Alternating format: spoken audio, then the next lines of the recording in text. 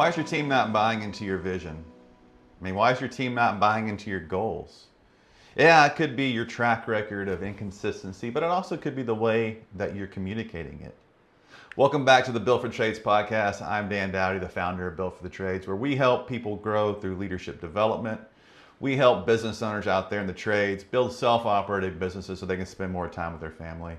And it's so important to be able to get traction on the goals and the things that you want to implement in your business. A lot of times, this is just a blind spot for people. We don't even realize that it's the way that we're communicating it. We're passing the buck and the ownership to somebody else that our team doesn't trust. Or we're not taking the time to collaborate them and get their input. And we're just being positional leaders and pushing our agenda or pushing our goals on them and saying, I don't care what you think, do it. That is an effective way to communicate. I mean, you can get stuff done that way, but what your team's going to do is they're going to do it because they have to, not because they want to. Today, I want to give a shout out to our podcast sponsor, Project to Payment. They're an invoicing estimating software for trades businesses. And through this podcast sponsorship, you can click the link in the podcast. You get your first 3 months free. I encourage you to check it out. Number one, when it comes to communicating, we must own the goal. Ashley, one of my great clients, shared this leadership topic in one of our mastermind groups here recently. And it resonated so much with me, I wanted to bring this to the podcast. As a coach, I was sometimes getting impatient with my clients, and I was pushing my agenda on them to implement something new.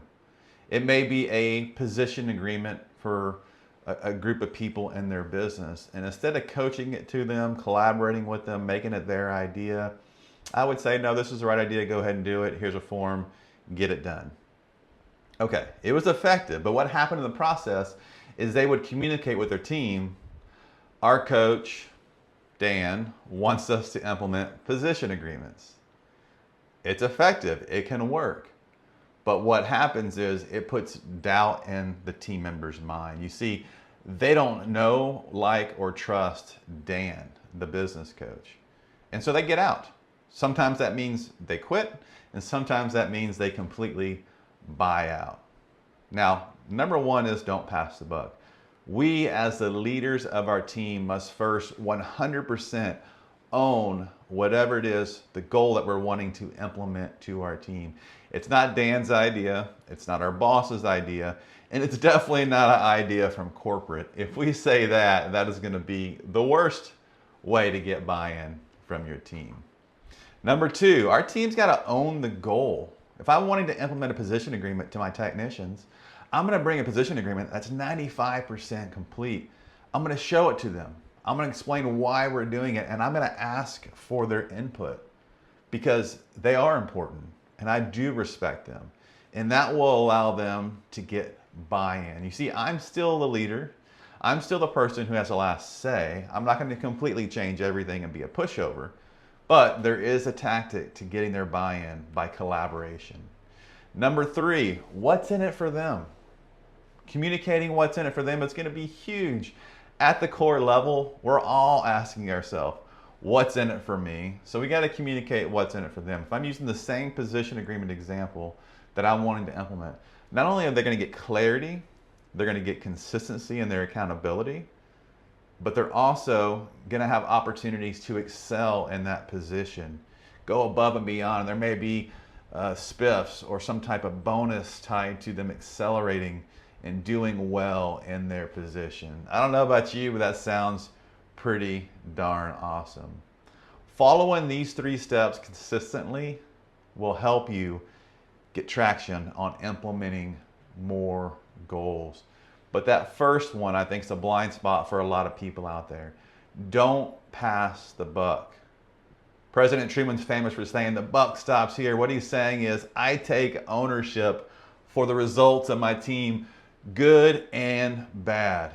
And that's the attitude that you must have as a leader. Stop saying so-and-so wants us to implement this and say, this is my idea, this is my goal. I completely own it, because the team member that you're leading should know that you have their best interest in mind.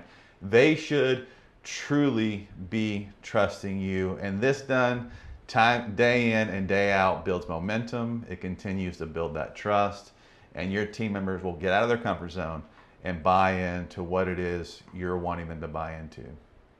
That's the podcast for today. Thanks for tuning in. Remember that leadership is about guiding your team towards a shared vision.